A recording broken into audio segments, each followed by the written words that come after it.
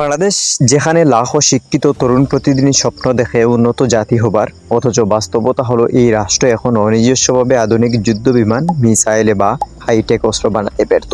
অবশ্য এই ব্যর্থতা শুধু প্রযুক্তির ঘাটতি নয়, বরং এটি একটি বহুমাত্রিক সংকটেরই বহিঃপ্রকাশ। আজকের প্রতিবেদনে আমরা তুলে ধরব স্বাধীনতার পর 55 বছর পেরিয়ে গেছে, অথচ বাংলাদেশ এখন পর্যন্ত নিজস্বভাবে একটা যুদ্ধ বিমানও আকাশে উড়াতে সক্ষম হয়নি।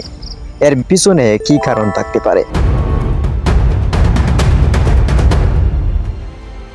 বাংলাদেশ যদি একদিন ঘোষণা দেয় যে তারা নিজস্বভাবে মিসাইল বা যুদ্ধবিমান বানাবে, তখনই প্রতিবেশী দেশগুলোর কূটনৈতিক অস্বস্তি শুরু হয়। আন্তর্জাতিক মঞ্চে নানা চাপ ও পরোক্ষ বাধা তৈরি হয়। বড় পরাশক্তিগুলোর দৃষ্টিতে একটি সন্দেহজনক কাজ হিসেবে বিবেচিত হয়। প্রতিবেশী কোনো দেশ চায় না বাংলাদেশ একটি আত্মনির্ভর সামরিক শক্তি হয়ে উঠুক। এ কারণে বৈজ্ঞানিক গবেষণা বা অস্ত্র প্রকল্প অনেক সময়ই শুরু হওয়ার আগেই ধামাচাপা পড়ে যায়। শুধু তাই নয়, প্রযুক্তি গবেষণার সবচেয়ে বড় শর্ত হচ্ছে সময় এবং বিপুল অর্থ। যুদ্ধবিমান বা সাবমেরিন অথচ মিসাইল তৈরি কোনো সহজ কাজ নয়। বাংলাদেশে প্রতিরক্ষা গবেষণায় বরাদ্দ এতই কম যে তা দিয়ে মৌলিক গবেষণাও ঠিকভাবে করা হয় না।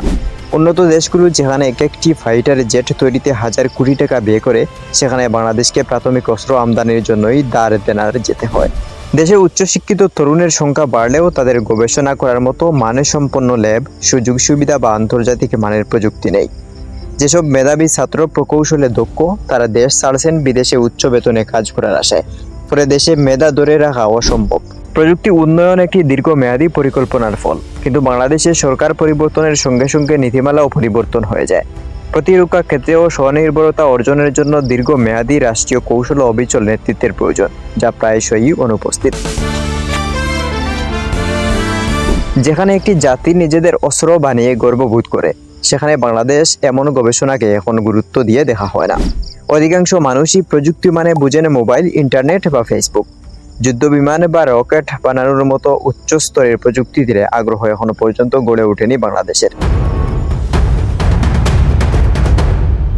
সবশেষে বলা যায়, বাংলাদেশের তরুণদের মেধা ও শক্তি আছে, দেশপ্রেম আছে, কিন্তু রাষ্ট্রীয় পরিকল্পনা, আন্তর্জাতিক কূটনৈতিক ও অর্থনৈতিক সীমাবদ্ধতার কারণে আজও তারা শত্রুর মুখোমুখি দাঁড়াবার জন্য নিজস্ব কোনো আধুনিক অস্ত্র তৈরি করতে পারে না। এই ব্যর্থতা শুধু প্রযুক্তির নয়, এটি এক অপার সম্ভাবনার অপচয়, যা ভবিষ্যতে ইতিহাসে এক দুঃখজনক অধ্যায় হয়ে থাকবে।